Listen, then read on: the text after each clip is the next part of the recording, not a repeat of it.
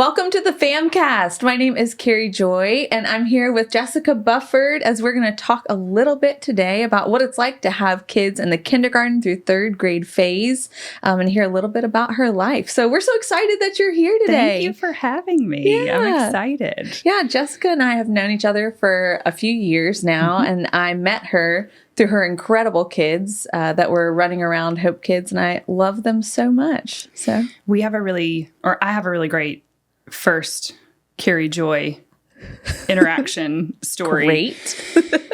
Well, my two kids are now 6 and 9. So Nash has been a part of Hope Kids since, we started coming here in 2017, I believe. Okay, yeah. So he was like 2.5, almost 3. Moving to the big theater was like a big deal. So Yes. he was a very excited kindergartner.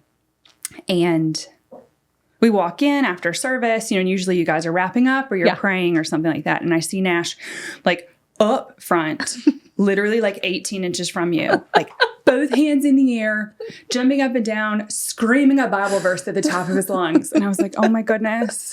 I was like, and so I remember walking up to you afterwards and I was like, hey, if he's like too much, if it's in the way, if it's a problem, like, please let me know. I'll talk to him. Yeah. And without skipping a beat, you were like, absolutely not. Yeah.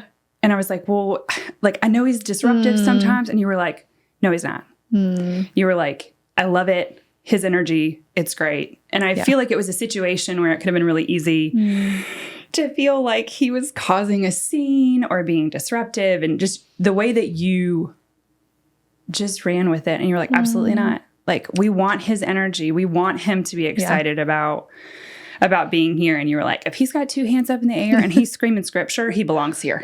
And it was like, it was so great. And I just remember being like, all right, like this is good.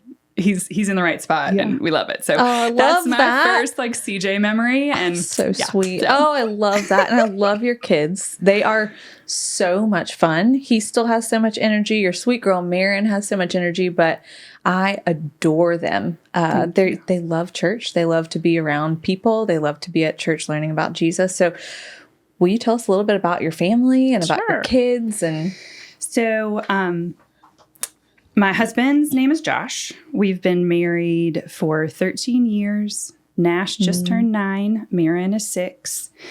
Like I said, we've been at Hope since about 2017. We became members officially in 2019. Okay. And we, I guess, like, if there was a word to describe our family, it would be nonstop. I know that's 2 words, so that's kind of our family. We're all very high energy and just excited about life, people. And fortunately, that's translated into our kids as well. We're kind of in a transition, not only with our kids' ages, but also personally with us. We used to be in the restaurant business, and which is how I got to know a lot of people at Hope we had a restaurant that was close by, and I would walk through and be like, oh, like, my preacher's at this table. Like, I should go say hi. And just got to know a lot of people through that. And we recently, though, got out of the restaurant business. And so I'm home with our kids more, which is definitely a big transition for us. We just started homeschooling last year. So we've got like a lot of things going on, a lot of changes happening, but Hope has definitely been a constant, which has been awesome.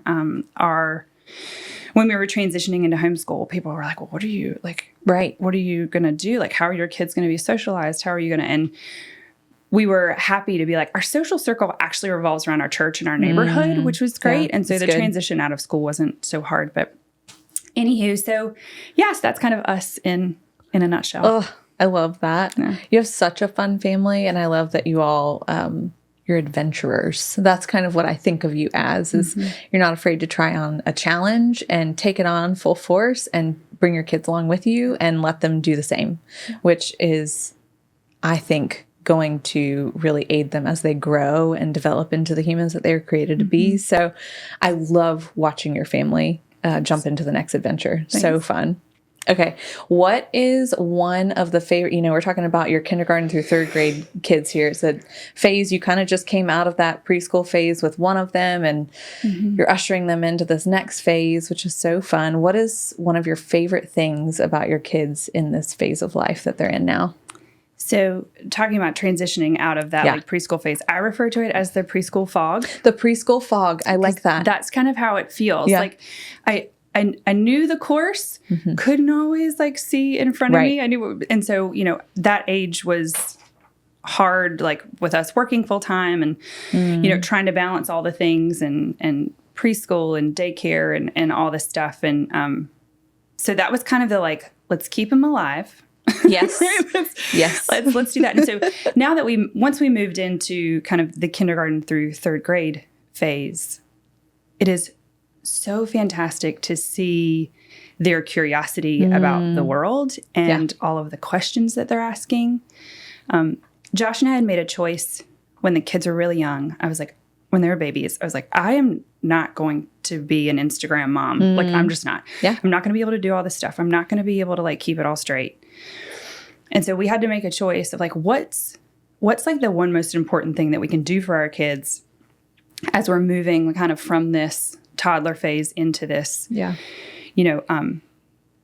early elementary school phase. And we decided that instilling a biblical worldview for our kids was the most important thing that we wanted to do. Oh, wow. And so in every decision that we've made, it was, all right, how can we make this decision through the lens of Scripture, through the lens of our faith, and just go with it that way, right? It's beautiful. Because there are just so many things, I think, when you've got those young kids and those preschoolers and you're like, oh my goodness, like I can't keep the schedule straight, and what school are they going to, and what, and just all this stuff. It can just be so overwhelming. And I was like, we have too much. And also there was a pandemic. Yeah. Yes, there was. And so the pandemic helped me to be like, all right, like I have to focus on what I think is the most important thing for my kids. Yeah. And at that point, that's what the most important thing was, is we have to view everything in our life through the lens of Scripture as like best we can. It's beautiful. And so that's why I think we leaned into our Hope family so much. Yeah. And because I think it's easy to, in that preschool phase and in this early elementary school phase as an adult, to kind of be like, oh, well, our kids go to school together. Let's be friends. Yeah. And that's not always the easiest thing to do as an adult. And if I'm going to be the best parent that I can be, like my cup has to be full. Yeah. If I'm going to pour into them, I have to be full. And so I feel like we had to make a choice to be like, all right, we have to focus on ourselves. Yeah. And the choices that we're making for our children, we're doing that through the lens of a biblical worldview. And so we just leaned into hope and leaned into our Hope family really hard. And it was such a blessing throughout the pandemic as well. I kind of got off on a tangent there, sorry. But so Nash is transitioning into fourth grade, which he's been a little bit nervous about. But, having this foundation of knowing that every week we're here and we're kind of resetting ourselves, and we are focusing as a family on worshiping together and being together, that's definitely made a huge difference in our lives. I love that. I think that it's really special that you all are teaching your kids at such an early age to make every decision through a biblical, spiritual lens, because it's going to give them something to really have as a home base when they are older and they're making their own decisions. Well, how did my grown-ups do this? Let's go back to that. Well, and it makes it easier for me to answer the tough questions, right? Yeah. Because you want to know the definition of a word, go to the dictionary. Sure. You want to learn about something in history, let's go to an encyclopedia. Yeah. We have all these reference books like sitting on the shelves as we're teaching our kids. And I think that more of us should use the Bible as the number one reference book that we go to when a question comes up. And I think sometimes that gets lost at this age because you're just so wrapped up in there's so much, the school and the extracurriculars and what sports team and all that kind of stuff. And so for me, I was like, I know I'm not going to answer all these questions, right? I am a broken person in a broken world, but I'm going to do the best that I can. And so it makes it kind of easier, when they come to us with a big question to say, all right, well, let's go look it up. Yeah. And WWJD. Yes. Kid of the 90s, right? Yes. What would Jesus do? Kid of the 90s. Yes. And it helped with like Nash, you know, going into this 4th grade phase. He's just entering in, and he went to camp.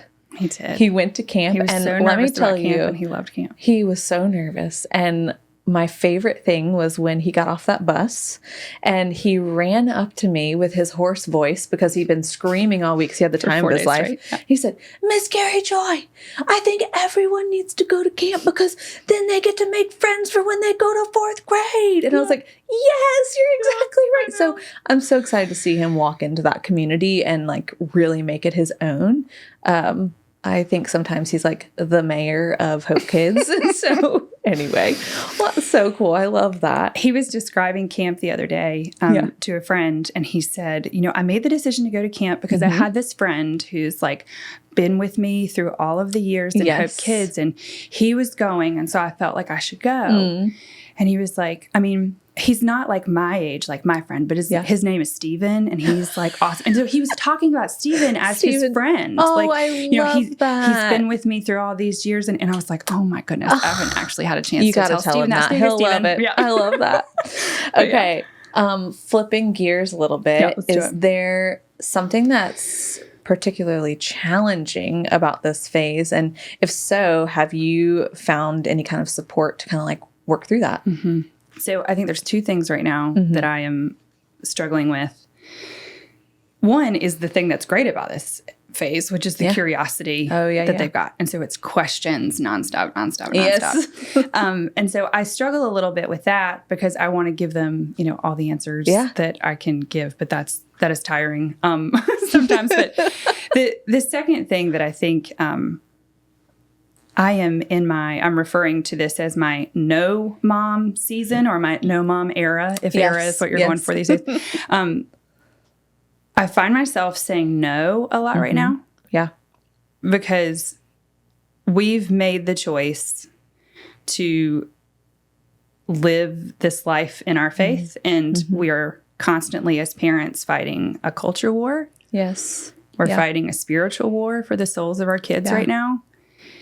And, you know, if it was just like screen time that I was worried about, or just the music that they were listening to or something like that. But, you know, this world is fighting for their minds and their hearts and their bodies and their souls. And so I find myself saying no a lot. The way that I'm trying to, I don't know if this is getting support or trying to make it a little bit easier on us, is that, you know, we're really honest with our kids about why we're saying no. That's good. And trying not to be discouraging or be disparaging about someone else that makes a different choice than we do. But, you know, we will, you know, even with Marin, who's 6, she wants to do X, Y, or Z. We say no, but we'll sit her down and tell her why. Yeah. And again, try to answer that through scripture.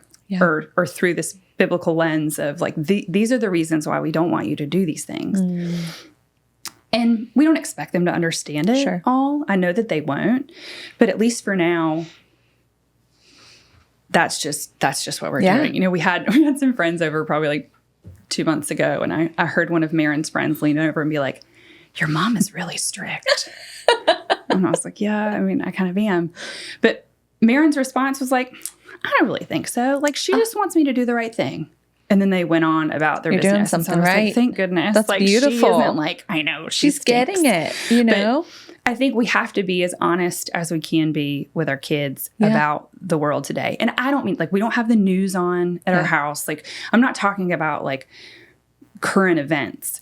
I'm talking about like the world, this fallen world, this evil that is trying to get at us right on a regular basis, trying to let them understand like that there are reasons that we do these things. So anyway, so I'm a no mom. I'm a no mom era. I'll get over that eventually, but that's been hard. But having friends that share our faith, share our theology, share some like parenting techniques has been helpful. And so that's where leaning into our family at Hope has made this part a lot easier because I'm not, just because our kids go to school together doesn't mean that you and I are going to get along. Right. Doesn't mean that we have the same worldview. Doesn't mean that we would agree on lots of things. And so at this age, like early elementary, I think a lot of times you can kind of get like paired with people that, and I have some like preschool mom friends that I absolutely love just because our kids were in the same class and we're still really good friends. There were a couple of them. I'm so blessed.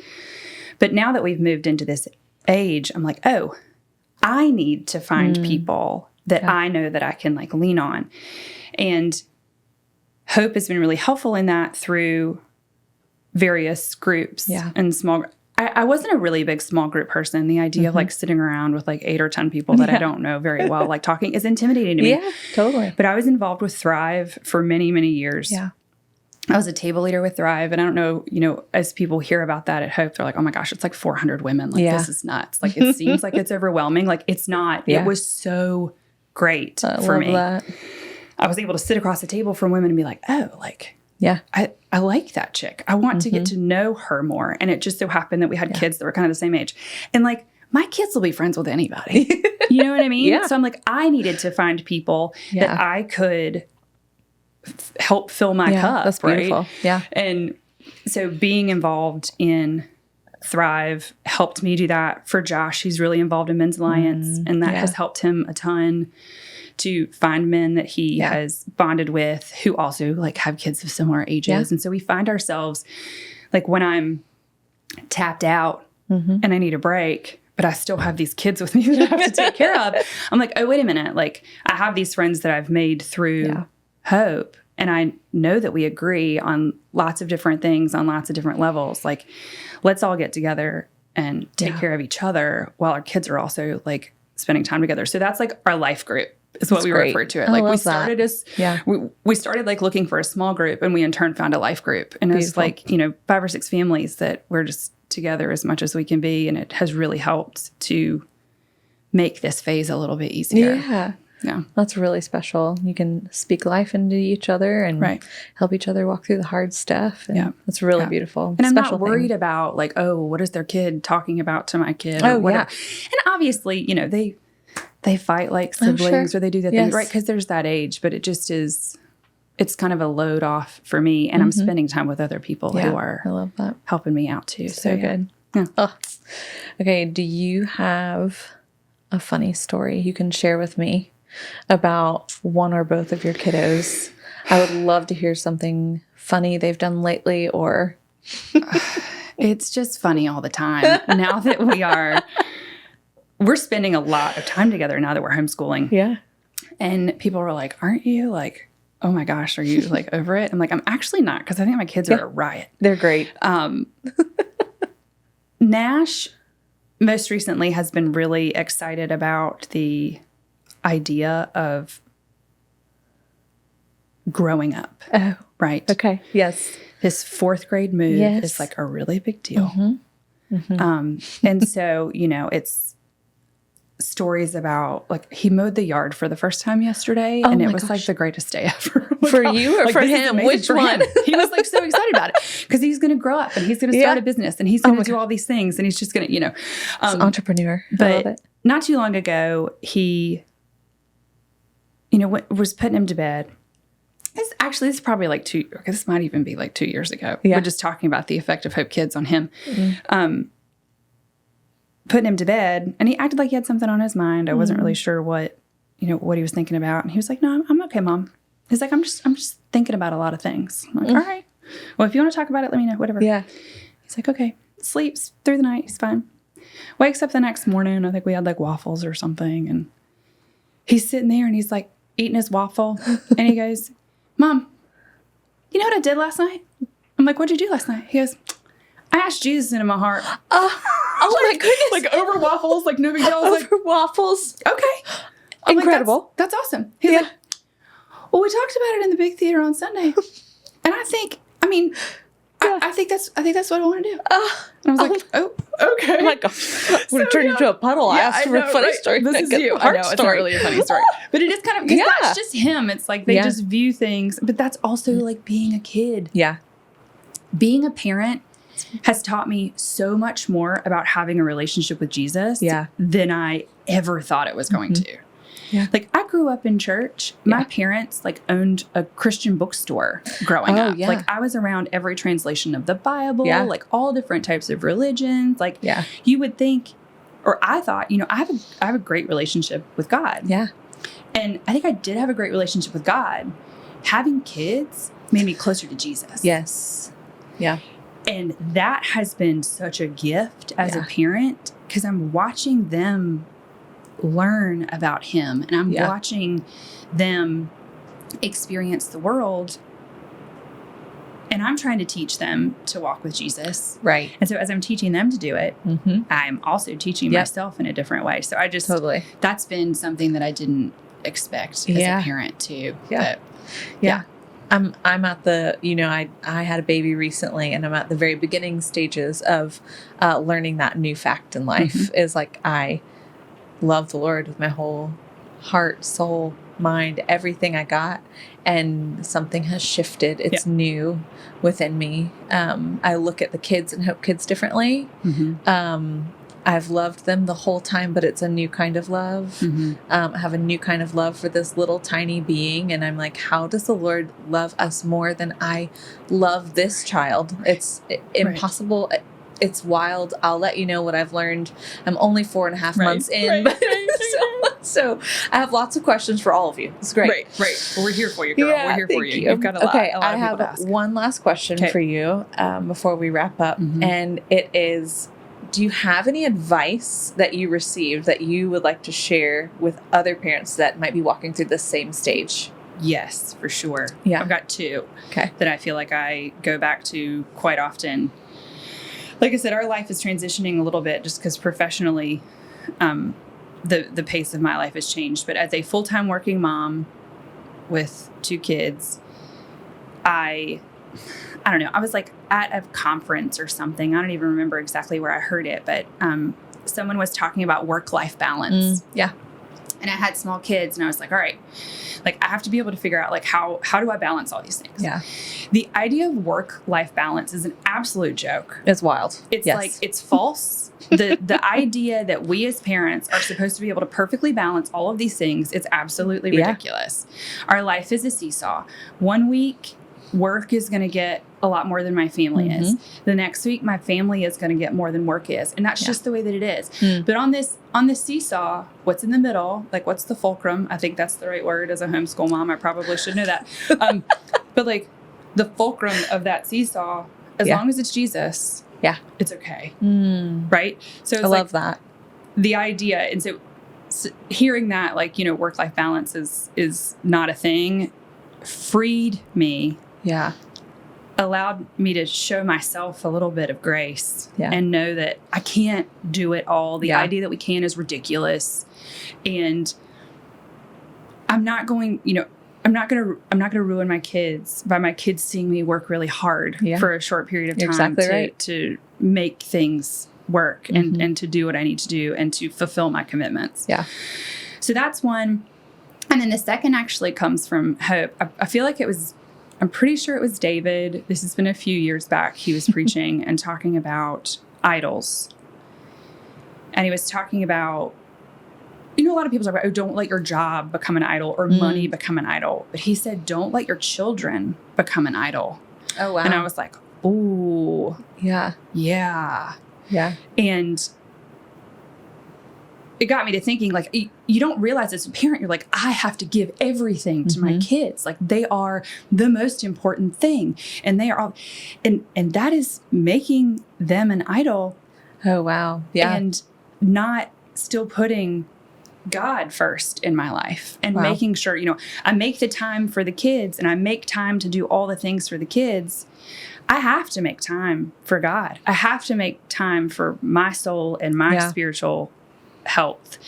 And hearing him say that, I was like, oh yeah, I need to check that, because between work and all the things and trying to be a good mom and trying to be a good boss and a business owner and all of these things, all of them were becoming much more important to me, and not even intentionally, right? Like, I mean, you love your children, like loving your children is not a bad thing, right? But there is a line that can be crossed and you don't realize how easily you can cross that line.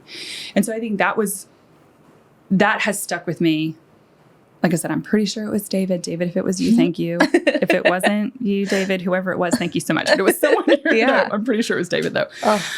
So I think those two things are probably two of the things that I come back to pretty often, and just giving myself grace as a parent to know that I'm not going to make all of the right choices. Yes, we could all do that a little bit more, giving ourselves grace, and that's really beautiful. I love that. Well, and me making a mistake allows my kids to see how I handle that. And allows them to see who you are and that you're living authentically, and allows them to know that they too can make mistakes, and it's not going to be the end of the world, but you get to walk through that together. Right.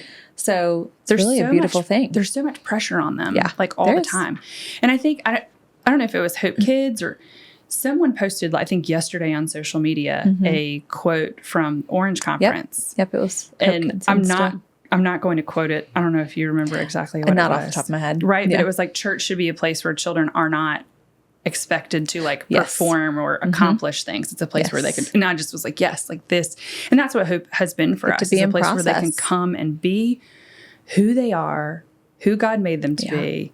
And even if they're standing 12 inches from the lady on the stage, jumping up and down and screaming Bible verses, it's okay. I can't wait for the next time that it happens. Oh, well, Jessica, thank you so much for joining us today on the FAMcast. It's such a gift to hear your heart for the Lord, hear your heart for your family, for your kids, and how you and your husband are doing everything that you can to just lead them the best that you possibly can. And they see that. And it's such a gift for us to kind of hear your heart as your kids are in this phase of life of kindergarten through third and kind of bumping up towards that fourth grade year.